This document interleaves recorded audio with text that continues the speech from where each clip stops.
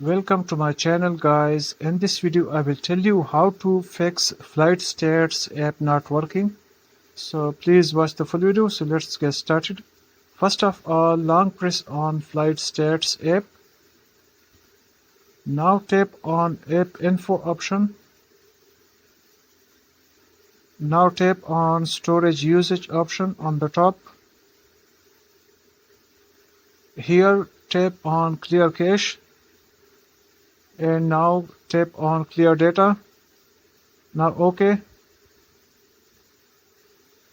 Now the cache and data has been cleared, so close this app and go to Google Play Store or App Store if you are using iOS or iPhone. And now tap on search option in the bottom right corner. Now tap on search bar on the top. And here type Flightstats.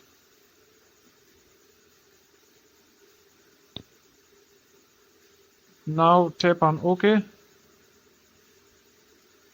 So here you will see update button option instead of the open button.